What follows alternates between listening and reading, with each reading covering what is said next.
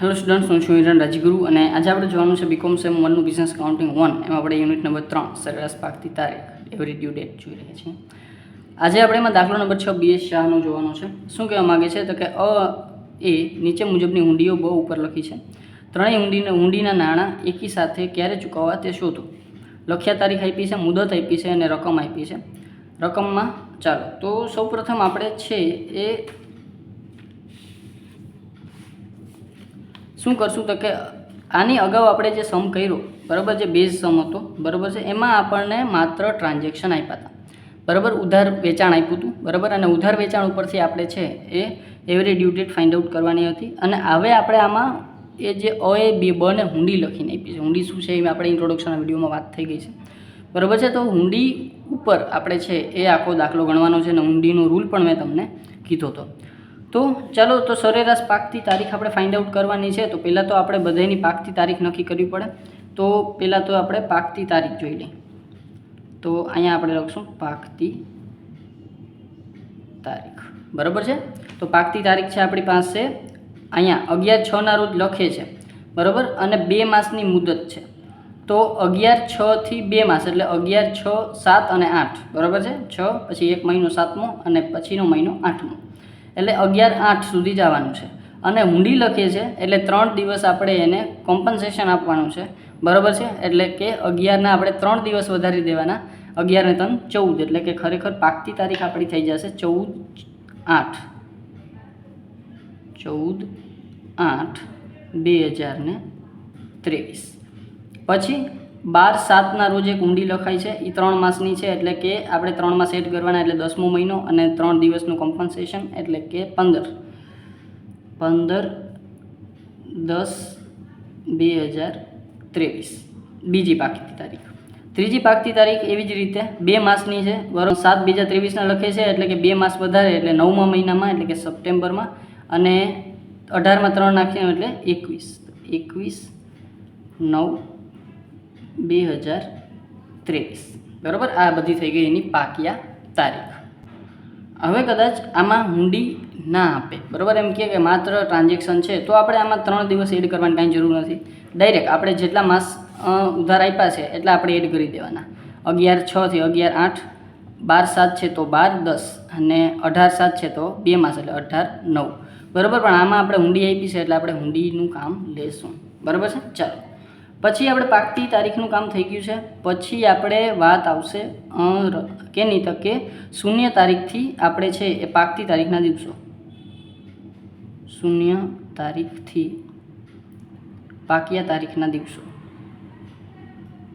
બરાબર છે. ચાલો તો તમે માત્ર દિવસો લખી નાખશો તોય ચાલશે.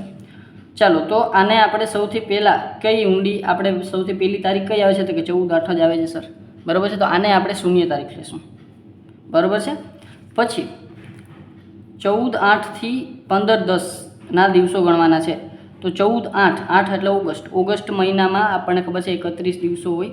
તો 31માંથી આપણે 14 માઇનસ કરશું તો બાકીના દિવસો વધશે 17. તો 17 દિવસો આપણે આમાં એડ કરશું. પ્લસ 10મા મહિના સુધી જવાનું છે. 9મો મહિનો સપ્ટેમ્બર છે. સપ્ટેમ્બરમાં આપણને ખબર છે સર 30 દિવસ હોય બરાબર. અને 10મા મહિનામાં તો 15 દિવસ આપણને આપેલા જ છે.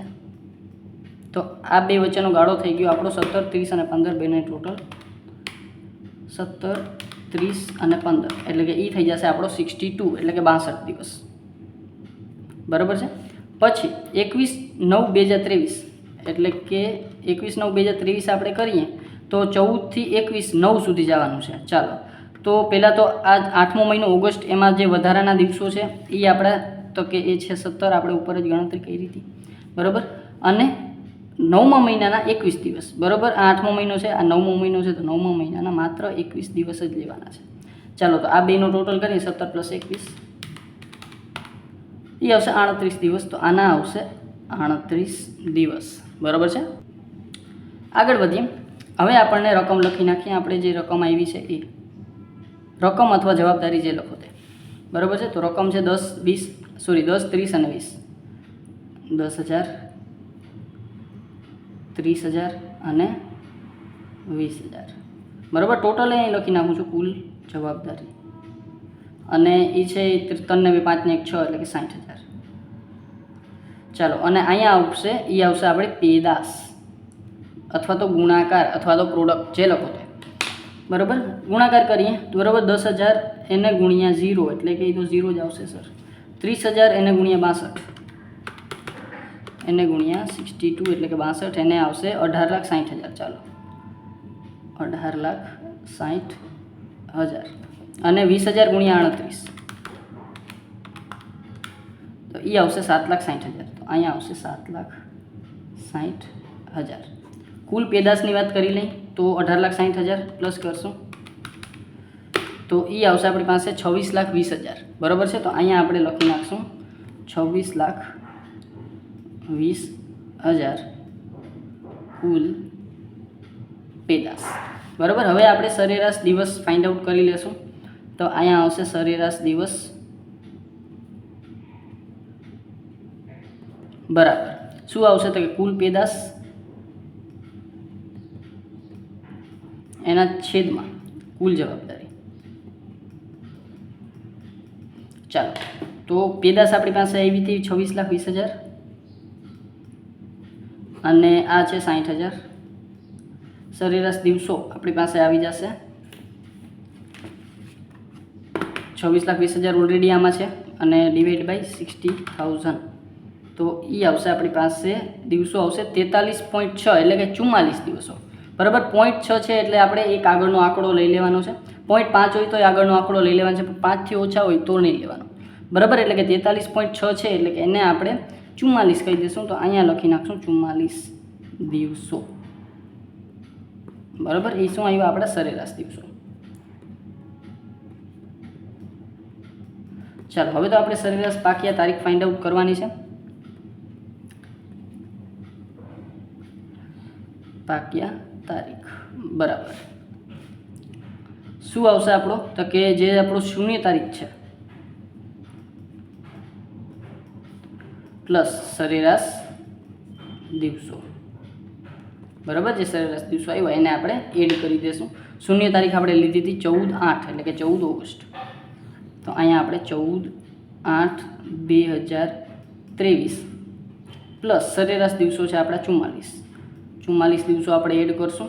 તો પહેલાં તો ઓગસ્ટના આપણે જે લાસ્ટ ટાઈમે એ ગણતરી કરી હતી એવી જ રીતે આપણે કરશું 14/8/2023 ને એમાં આપણે 44 દિવસો એડ કરવાના થાય. બરાબર છે. તો સૌપ્રથમ આપણી પાસે છે એ ઓગસ્ટના આપણી પાસે 17 દિવસો છે જે બાકીના છે. બરાબર. તો એને આપણે લેશું તો 17 દિવસો પહેલાં કેના તો કે ઓગસ્ટ. બરાબર. આપણે 44 દિવસ સુધી જવાનું છે એટલે ઓગસ્ટ પછી આવશે સપ્ટેમ્બર. પણ સપ્ટેમ્બરમાં આપણે 17 જો 44માંથી માઇનસ કરીએ તો આપણી પાસે 27 દિવસ વધે, પણ સપ્ટેમ્બરમાં 30 દિવસ હોય એટલે આખો સપ્ટેમ્બર નહીં પણ 27 સુધી જ લેવાનો થાય. તો આપણો જે ડેટ આવે એ શું આવે 27 સપ્ટેમ્બર. બરાબર છે. તો અહીંયા આપણે લખશું બરાબર શું આવશે 27/9/2023 એટલે કે 27 સપ્ટેમ્બર છે એ આપણી સરેરાશ પાકતી તારીખ થઈ.